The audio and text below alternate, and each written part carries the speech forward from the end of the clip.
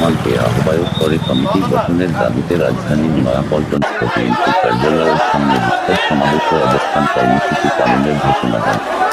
বিক্ষোভ মিছিলকে কেন্দ্রে সাতক্ষীরার সকল ব্যবসা প্রতিষ্ঠান বন্ধ হয়ে গেলে এলাকায় চরম উত্তেজনা বিরাজ করায় নিয়মিত টহল অব্যাহত রেখেছে দ্রুত বাহিনী। তিনি বলেন, হারুনার রশিদ মুজিব, সাবেক যুগ্ম সম্পাদক, সাতক্ষীরা উপজেলা বিএনপি।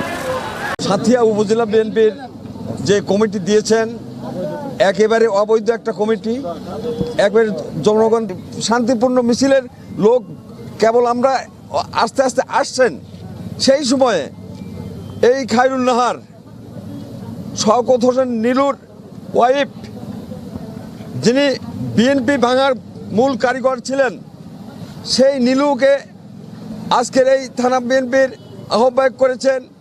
যিনি আহ্বায়ক করেছেন তিনি হলেন সাবেক